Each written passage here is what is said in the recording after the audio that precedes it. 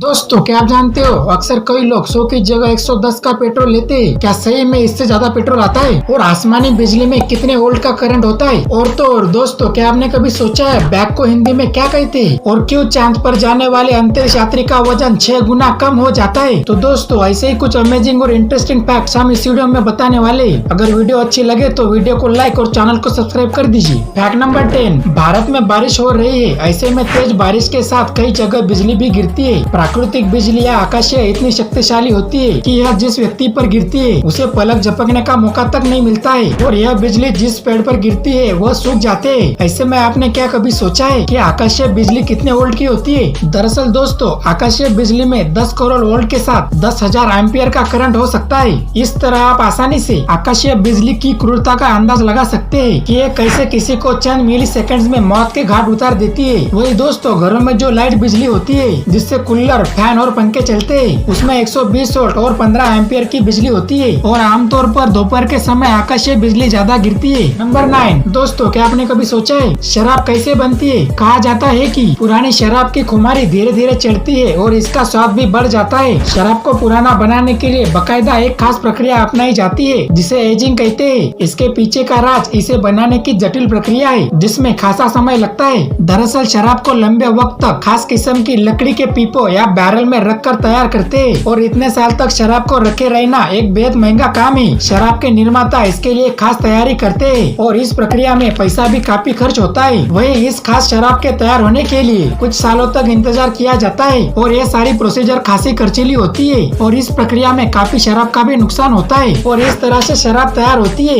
दोस्तों, ये फैक्ट सिर्फ आपके जानकारी के लिए है। यहाँ हमारा मकसद शराब की बिक्री को बढ़ावा देना नहीं है, और शराब पीना सेहत के लिए हानिकारक है और इसका सेवन न करें।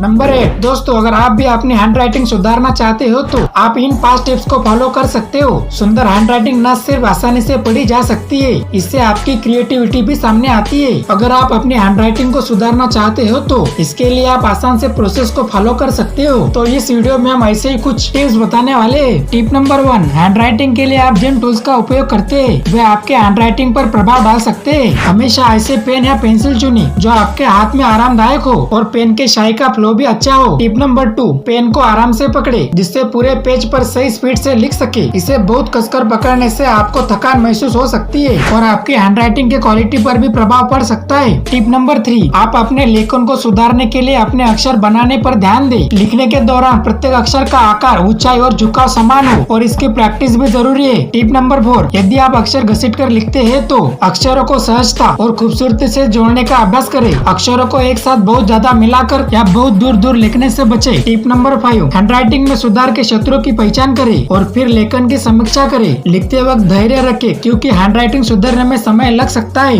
नंबर 7, दोस्तों, क्या आप जानते हो बैग को हिंदी में क्या कहते हैं? बैग का उपयोग तो आप सभी हर दिन करते ही होंगे। यह आज के समय जिंदगी का एक अहम हिस्सा हो गया है। अगर आप बाहर शॉपिंग के लिए जाते हो तो बैग की जरूरत तो हमेशा ही पड़ती है। यह कपड़े या कागज का बना हुआ एक वस्तु है। इसमें आप अपने सामान को रखकर आराम से एक जगह से दूसरे जगह तक ले जा सकते हैं। दरअसल बैग एक ऐसी वस्तु है जो हमारी दिनचर्या से जुड़ी हुई है, लेकिन बैग एक इंग्लिश शब्द है। तो दोस्तों, क्या आपने कभी सोचा है कि बैग को हिंदी में क्या कहते हैं? दरअसल बैग को हिंदी में थैला कहते हैं और इसे गाँव में झोला भी कहा जाता है। नंबर 6, गंगा का पानी क्यों खराब नहीं होता है? दरअसल गंगा नदी का उगम हिमालय पर्वत गौमुख से होता है जो गंगोत्री ग्लेशियर का अंतिम छोर है। जब इस ग्लेशियर की बर्फ पिघलती है तो इससे भागीरथी नदी का साफ पानी बनता है। जैसे ही भागीरथी नदी हिमालय से नीचे बहती है, यह अलकनंदा नदी में मिल जाती है जिससे आधिकारिक तौर पर गंगा नदी बनती है। और वैज्ञानिक कहते हैं कि गंगा के पानी में बैक्टीरिया को खाने वाले बैक्टीरियोफाज वायरस होते हैं, और ये वायरस बैक्टीरिया की तादाद बढ़ते ही सक्रिय होते हैं और बैक्टीरिया को मारने के बाद फिर छिप जाते हैं, और इसीलिए इस नदी का जल कभी सड़ता नहीं है। और यही वजह है कि गंगा का पानी कभी खराब नहीं होता है। और पूरे विश्व भर में गंगा ही एक ऐसी नदी है जिसे पवित्र मानते हुए महत्व मिला है। भारत में देवी के समान इसकी पूजा की जाती है। नंबर 5, पेट्रोल को हिंदी में क्या कहते हैं? हम अक्सर गाड़ियों में पेट्रोल भरवाते हैं, लेकिन उसका हिंदी नाम हम नहीं जानते।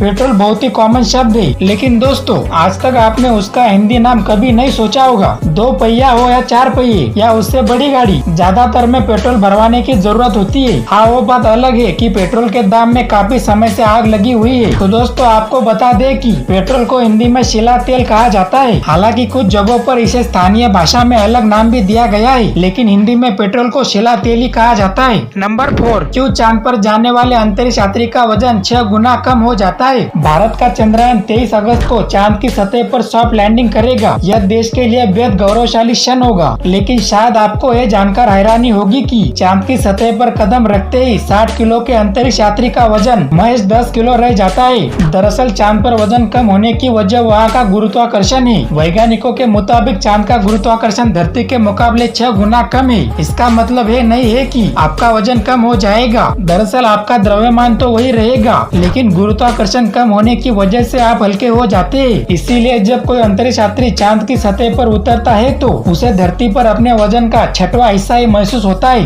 नंबर 3, इस दुनिया में एक पक्षी ऐसा भी है जो कि हवा में पानी पीता है। दरअसल दोस्तों, देश और दुनिया में विभिन्न प्रजातियों के पक्षी पाए जाते हैं। हर पक्षी अपने किसी न किसी विशेष खासियत के लिए जाना जाता है, लेकिन आपको ये जानकर हैरानी होगी कि दुनिया में एक ऐसा भी पक्षी पाया जाता है जो कि हवा में पानी पीता है। भारत में इसे भाग्यशाली पक्षी के तौर पर भी देखा जाता है। वैसे तो ये पक्षी कीट भक्षी है, लेकिन कई बार इसे जामुन जैसे फल खाते देखा गया है। यह पक्षी ऐसा है कि यह अपने अंडे भी दूसरों के घोंसले में देता है और इस पक्षी का नाम चातक है, जिसे जाकोबिन कुकू भी कहते हैं। यह मानसून के आने का संकेत देते हैं और हवा में बारिश का पानी ही पीते हैं। नंबर 2, धरती के 28 दिन के बराबर क्यों होता है चांद का एक दिन। यदि आप ये समझ रहे हैं कि चांद का एक दिन धरती के एक दिन के बराबर ही होता है, तो दोस्तों आप गलत सोच रहे हो। दरअसल चांद का एक दिन 28 दिन का होता है, यानी कि यहाँ एक साथ 14 दिन तक दिन रहता है और इतने ही दिन की रात होती है, जबकि धरती पर 12 घंटे की रात होती है और 12 घंटे का दिन होता है। तो दोस्तों, क्या आपके भी दिमाग में एक सवाल पड़ा है कि चांद पर क्यों इतना बड़ा दिन होता है। दरअसल चांद धरती की परिक्रमा तकरीबन 27.3 दिन में पूरा करता है, इसीलिए चांद का दिन धरती के 27.3 दिनों के बराबर माना जाता है। इसकी वजह चंद्रमा की घूमने की गति है। दरअसल चंद्रमा बहुत धीमी गति से परिक्रमा करता है, इसीलिए धरती की परिक्रमा पूरी करने में यह तकरीबन 28 दिन लगा देता है, जबकि धरती सूर्य की परिक्रमा महज 24 घंटे में पूरी कर लेती है। और यही वजह है कि धरती के 28 दिन के बराबर चांद का एक दिन होता है। नंबर 1, दोस्तों क्या आप जानते हो, अक्सर कई लोग 100 की जगह 110 का पेट्रोल लेते हैं। क्या सही में इससे ज्यादा पेट्रोल आता है? तो सबसे पहले आपको बता दे कि लोग ऐसा क्यों करते हैं। दरअसल पेट्रोल पंप पर 100, 200 या 500 जैसे अमाउंट की एंट्री के लिए 1 बटन सिस्टम होता है, यानी जिस अमाउंट में ज्यादा पेट्रोल बिकता है उसके कोड सेट रखे जाते हैं। इससे यह होता है कि अगर कोई 200 रुपए का पेट्रोल मांगता है तो सिर्फ एक कोड का एक ही बटन दबाना होता है और 200 नहीं लिखना पड़ता है। ऐसे में 4 बटन की जगह एक ही बटन दबाना होता है और काम हो जाता है। लेकिन लोगों का मानना है कि जब पेट्रोल पंप वाले एक कोड सेट करते हैं तो उसमें बेईमानी कर लेते हैं और अपने हिसाब से लिमिट तय करते हैं।